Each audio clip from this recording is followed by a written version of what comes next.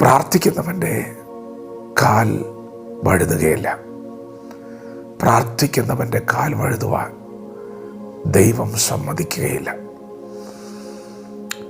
ദൈവം സകലത്തെയും തൻ്റെ ശക്തിയുള്ള വചനത്താൽ വഹിക്കുന്നവനാണ്. നാം ഇതുവരെയും ആകാശം മാറിപ്പോകുന്നത് കണ്ടിട്ടില്ല, ഭൂമി മാറിപ്പോകുന്നത് കണ്ടിട്ടില്ല. കാരണം ദൈവം അതിനെ വഹിക്കുകയാണ്. ദൈവം എങ്ങനെയാണ് വഹിക്കുന്നത്? ദൈവം തൻ്റെ വചനത്താലാണ് വഹിക്കുന്നത്. ദൈവത്തിൻ്റെ വായിൽ നിന്ന് പുറപ്പെട്ട വചനം അതങ്ങനെ തന്നെ സംഭവിച്ചിരിക്കുകയാണ്. അങ്ങനെയെങ്കിൽ പ്രിയപ്പെട്ടവരെ, ഇന്ന് പകൽ പ്രാർത്ഥിക്കുന്നവൻ്റെ കാൽ വഴുതുവാൻ ദൈവം സമ്മതിക്കുകയില്ല. നിന്റെ കാൽ വഴുതുവാൻ സമ്മതിക്കുകയില്ല എന്ന വചനത്തെ ഇന്ന് പകൽ പരിശുദ്ധാത്മാവ് ദൈവത്തിൻ്റെ ആലോചനയായി പറയുന്നത്, പ്രാർത്ഥിക്കുന്നവൻ്റെ കാൽ വഴുതുവാൻ ദൈവം സമ്മതിക്കില്ല.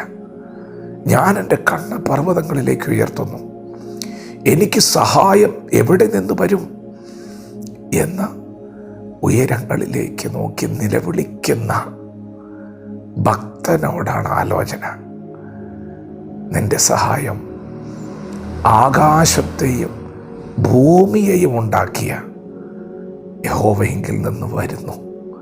അതെ, ഈ ഭൂമിയിൽ നിന്നെ മനസ്സിലാക്കുവാൻ, നിന്നെ സഹായിക്കാൻ ആരുമില്ലേലും ഇന്ന് പകൽ നിന്നെ ഉള്ളതുപോലെ അറിയുന്ന, കാണുന്ന, പ്രകൃതി അറിയുന്ന ഒരു ദൈവമുണ്ട്.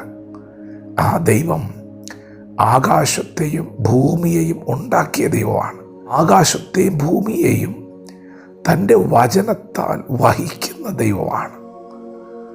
ആ ദൈവത്തിൻ്റെ ദൂത് നമുക്ക് ധൈര്യത്തോടെ ഏറ്റെടുക്കാം.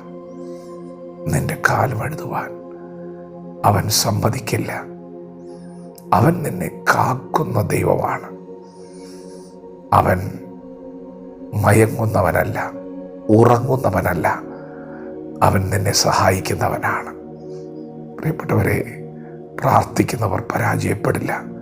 ഇന്ന് നിങ്ങൾ ഏത് വിഷയത്തിൻ്റെ നടുവിലാണ് കരയുന്നത്, ഏത് വിഷയത്തിൻ്റെ നടുവിലാണ് നിങ്ങൾ ഞെരങ്ങുന്നത്, അതിൻ്റെ നടുവിൽ ദൈവത്തിൻ്റെ മറുപടി വരും. ദൈവം നിങ്ങളെ സഹായിപ്പാൻ ഇറങ്ങി വരും. നിങ്ങളുടെ വിഷയത്തിൻ്റെ നടുവിൽ ദൈവം ഇടപെടും. ക്ഷമയോടെ കാത്തിരിക്കുക, പ്രാർത്ഥനയുടെ മറുപടിക്കായി.